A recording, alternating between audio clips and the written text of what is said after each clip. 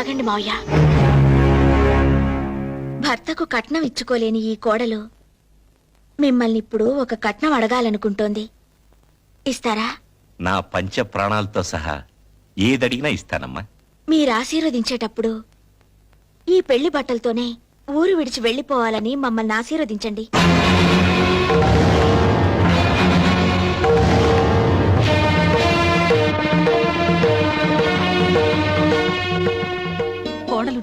కోడలు రావాలి అని కలవరించినందుకు పెళ్లి బట్టలతో నువ్వు మాకిచ్చే బహుమానం అమ్మా ఇది. ప్రాణాలను వదులుకుంటావా, బిడ్డను వదులుకుంటావా అని ఏ తల్లిని అడిగినా ప్రాణాలనే వదులుకుంటానంటుంది. పెంచి పెద్ద చేసి ప్రయోజకుడిని చేసిన బిడ్డని మా నుంచి దూరంగా తీసుకెళ్తాననడం ధర్మం కాదమ్మా. నేను ధర్మరాజునైతే వాడు నాకు అర్జునుడమ్మా. ధర్మరాజు ఏనాడు తన చేతిలోని పాచికలను నమ్ముకోలేదు. అర్జునుడి చేతిలోని అస్త్రాలనే నమ్ముకున్నాడు. అమ్మా, పొద్దున్నే లేచి నేను దేవుడి పట్టం చూడనమ్మా, వీడి ముఖమే చూస్తాను.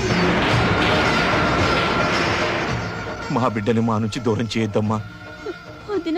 పొరపాటు అడిగానని చెప్పు. మా అన్నయ్య అంటే మాకు ప్రాణం. మా అన్నయ్య లేకుండా మేము బ్రతకలేం. ఆయన ప్రాణాలకే ప్రమాదం రాకూడదనే ఈ ఊరు విడిచి వెళ్లిపోవాలనుకుంటున్నాం. శరీరంలోని ప్రాణం చిల్లుకుండలో నీరు లాంటిది. ఏదో ఒక నాటికి నీళ్లు లేని కుండ మిగిలినట్లే ప్రాణం లేని కట్టె మిగులుతుంది. అటువంటి ప్రాణాలకు భయపడి నన్ను నా తల్లిదండ్రులు వదిలిరమ్మంటావా? ఉత్తమ స్త్రీతో వివాహం తుఫాను జీవితంలో రేవు లాంటిది. నాలాంటి ఆడదానితో పెళ్లి రేవులో తుఫాను లాంటిది. ఇప్పుడు నా మూలంగా మీ ఇంట్లో తుఫాను రావడం నాకిష్టం లేదు. నువ్వు కట్నం అడిగినప్పుడు నా పంచ ప్రాణాలు ఇస్తానన్నాను, కానీ వాడు నా ఆరో ప్రాణం తల్లి. మీరు నాకు మాటిచ్చారు. అలాగేనమ్మా, నువ్వు వాడి బాగునేగా కోరుతున్నావు. అలాగే వెళ్ళండి, మా నీడ పడనంత దూరం వెళ్ళండి. వెళ్ళిపోండి బాబు.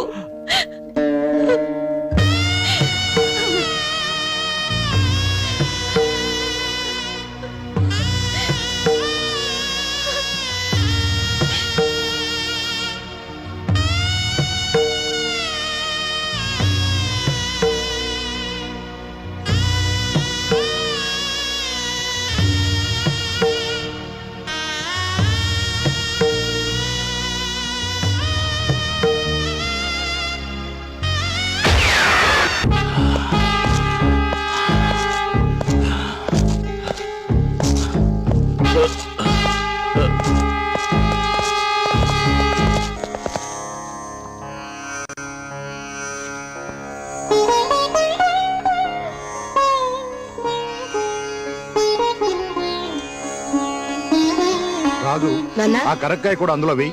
అలాగే నాన్న. ఈ మిశ్రమాన్ని క్రమం తప్పకుండా 90 రోజులు వాడితే రక్తపోటుని స్వాధీనంలోకి తీసుకురావచ్చు. అలాగా? మరి ఆ నాగవేణ్ణి కూడా కలుపు. అలాగే కలుపుతాను.